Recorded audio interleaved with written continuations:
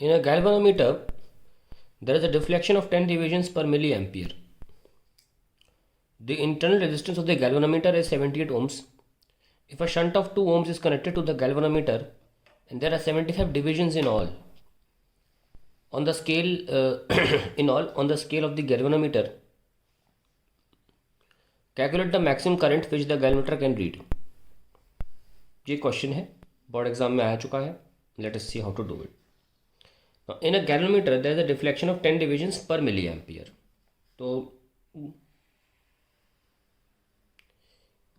1 2 3 4 5 6 7 8 9 ये 1 milli ampere इस तरीके से है. तो 10 डिवीजन पे 1 मिली एम्पियर ख़त्म हो जाता है. 1 2 3 4 5 6 फलाना ठिकाना 10 2 मिली एम्पियर. ऐसे करते करते करते मान लो 3 मिली एम्पियर.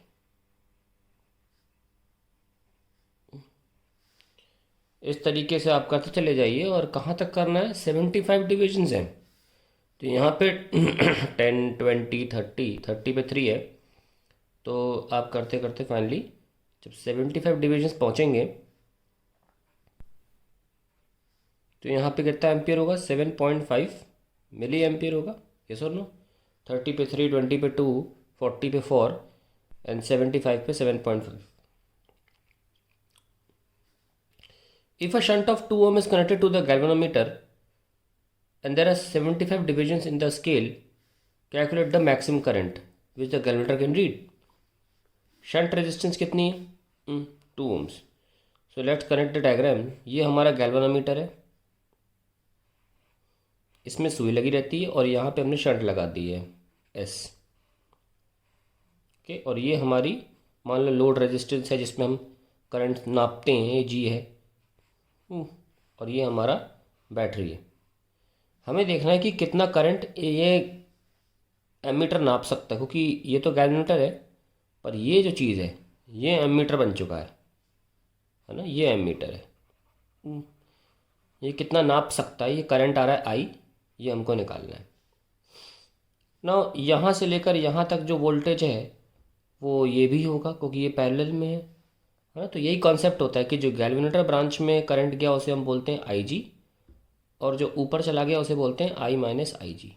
तो I minus IG into shunt resistance is equals to IG into galvanometer resistance. आपको ये I निकालना है तो आपका आंसर आ जाएगा. वही पूछा जा रहा था, calculate the maximum current which the galvanometer can read.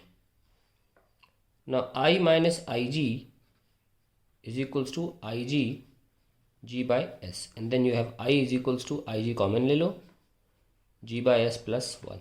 That will be the answer to the question. How much IG we have? Now IG, what is IG? जितना भी ये सुई पूरा मूव करने में करंट लेती है उसे IG बोला जाता है. तो कितना कितना कितना ले रही है देख सकते हैं आप.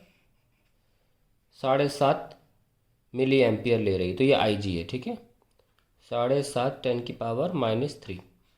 G is 78, S is 2 plus 1. So we have 7.5 into 10 की power -3, 39 plus 1 40. We have 0.3 amp. That is the answer to the question. अब मैं आपको एक बहुत इंपॉर्टेंट चीज़ बताना चाहता हूँ. ये आपको कहीं भी नहीं पता नहीं चलेगी, कहीं भी नहीं मिलेगा इसका आंसर. क्वेश्चन ये, आप गैल्वेनोमीटर कन्वर्टेड एमीटर देखते हो.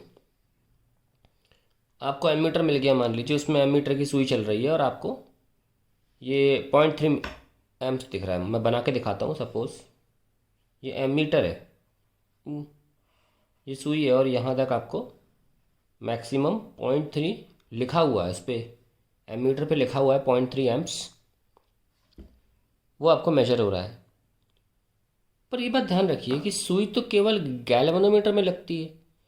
सुई जो लगती है वो गैल्वेनोमीटर में लगती है, और सुई मूव करती है वो कैपिटल आई से मूव नहीं करती, वो मूव करती है छोटे IG से, मतलब बहुत ही मामूली करंट IG से. आप IG की वैल्यू देखिए कितनी है, 7.5 मिली एम्पियर.